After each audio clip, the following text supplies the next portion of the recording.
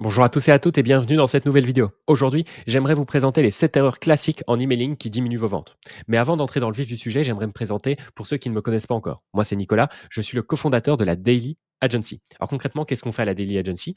On crée des tunnels de vente pour les coachs, les infopreneurs et les agences.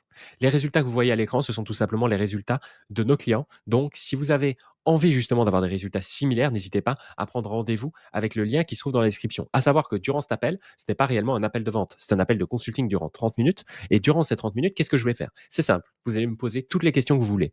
Et si, à la fin de ces 30 minutes, vous voulez en savoir plus sur mon offre, vous pourrez tout simplement me poser les questions que vous voulez.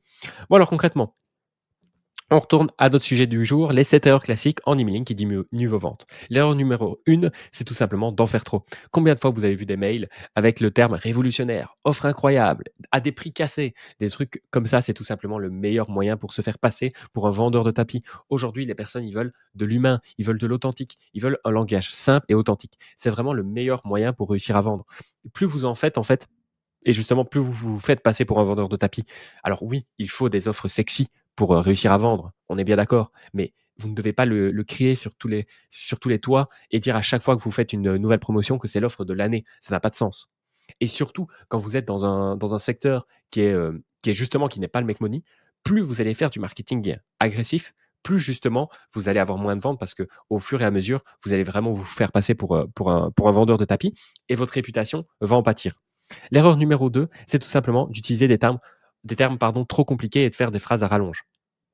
Alors, combien de fois est-ce que j'ai vu ça, des phrases qui font plus de 3 lignes? En fait, c'est tout simplement à bannir parce que sur mobile, c'est hyper long, c'est indigeste. En fait, on a l'impression de lire un livre et croyez-moi, quand on ouvre un email, on n'a pas envie de lire un livre et ça rend en fait votre message hyper dur à comprendre et c'est beaucoup plus dur du coup de garder l'attention de votre prospect sur le long terme. Donc ce que je vous conseille de faire, c'est vraiment de faire un mail efficace, un mail clair et concis qui va droit au but. C'est vraiment un game changer. Si vous faites ça, vous allez voir, vous allez très facilement multiplier vos ventes. L'erreur numéro 3, c'est un classique, c'est confondre bénéfices et caractéristiques. Par exemple, voici un exemple de caractéristique. Notre aspirateur a une puissance de 1200 watts. En fait, on s'endort. C'est chiant à mourir. Ok, 1200 watts, mais j'ai envie de dire, et alors? Qu'est-ce que ça fait en fait que ton aspirateur il a 1200 watts de puissance? Eh bien, l'idée, c'est de transformer ça justement en bénéfice. Et comment est-ce qu'on fait? Ça donnerait ça. Profiter d'un nettoyage plus rapide grâce à notre aspirateur et sa puissance de 1200 watts. Là, on comprend tout de suite le bénéfice. Qu'est-ce que ça change? En fait, on aura un nettoyage plus rapide. En réalité, cette erreur numéro 3, ça va vraiment vous changer la vie de faire ça. Parce que si vous vous contentez en fait uniquement sur les caractéristiques, les gens ils n'ont pas tendance à comprendre ce que vous êtes en train de dire.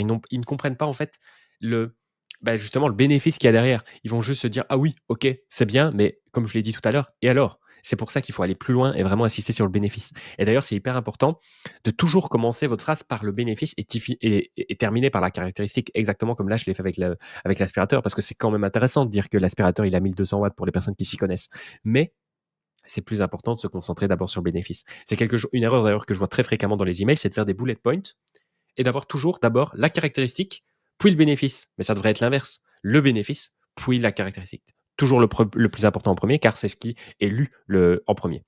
Ensuite, l'erreur numéro 4, c'est tout simplement de passer du coq à l'âne. C'est le meilleur moyen en fait pour les perdre et aussi pour perdre leur attention.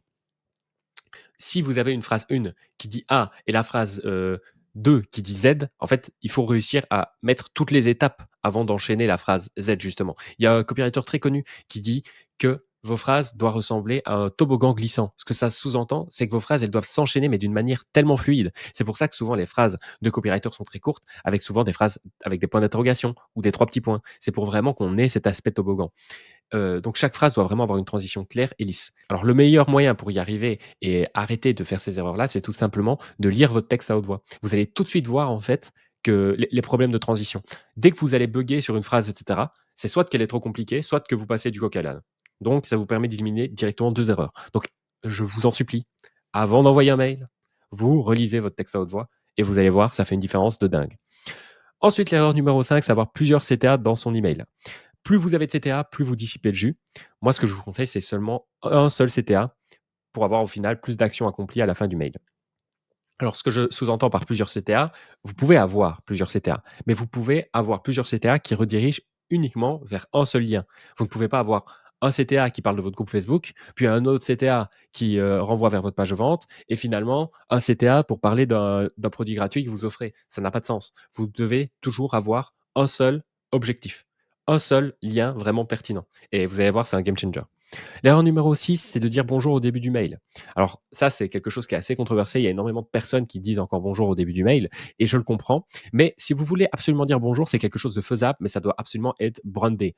Simple bonjour Nicolas, ça fonctionne plus. Il faut absolument dire aller plus loin. Donc moi, ce que je vous conseille, c'est par exemple de dire, je sais pas, salut les boys, enfin je sais pas, j'invente, hein, mais vous voyez l'idée. En fonction de votre niche et en fonction de votre personnalité. Il faut que ce soit un peu personnalisé. Il ne faut pas juste un bonjour, quoi. Et pourquoi en fait, en réalité, c'est quand même pas top malgré tout de dire bonjour? Parce qu'en fait, vous n'avez pas encore leur intention. Combien de personnes lisent leurs emails pour ne pas avoir un gros montant de mails non lus? Énormément de personnes en réalité. Ce que vous devez faire, c'est vous rendre compte que quand la personne ouvre votre email, vous n'avez pas encore leur attention. Vous devez aller plus loin. Donc ce que je vous conseille de faire, c'est tout simplement de commencer par susciter la curiosité. Donc dès le début du mail, vous allez teaser ce que vous allez raconter à l'intérieur du mail. Et là, les personnes, même si elles ouvrent l'email, en théorie, elles n'ont pas vraiment l'intention de le lire et elles ouvrent l'email, de manière, machinale, si on peut dire ça comme ça. Alors, si elles lisent au moins la première phrase, là, elles seront happées. Alors que si vous avez dit juste: «Bonjour», la personne, en fait, elle s'en fout de votre bonjour. Si elle avait décidé de quitter le mail à la base, elle quittera le mail. Alors que si la première phrase, c'est quelque chose qui va susciter sa curiosité, là, elle va peut-être lire le mail en entier, potentiellement cliquer sur le CTA et potentiellement, du coup, faire une vente. L'erreur numéro 7 et la dernière erreur, pardon, c'est de parler uniquement, en «moi-je». Donc en fait, créer de la connexion, c'est important, mais votre audience, elle ne doit pas s'ennuyer. Donc vous pouvez raconter une histoire, mais vous devez toujours vous mettre à la place de votre prospect. Même votre histoire doit en fait être un petit peu, vous devez la raconter comme si vous étiez votre prospect. Vous voyez ce que je veux dire? Votre audience doit toujours finir sa lecture en plus en se disant: «Ça valait la peine de lire ce mail». Il faut toujours penser à la phrase qu'on dit en anglais: «What is it for me?» Pourquoi est-ce que j'ai ouvert ce mail? Est-ce qu'à la fin de cet email, j'ai l'impression de ne pas avoir perdu mon temps, en fait? Et ça, c'est vraiment aussi un game changer, c'est peut-être même le point le plus important.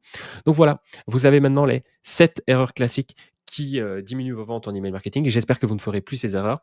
N'oubliez pas, pour les personnes qui sont intéressées, vous avez toujours le petit lien en description pour avoir un appel de consulting avec moi qui dure 30 minutes. J'espère vous voir très vite en call.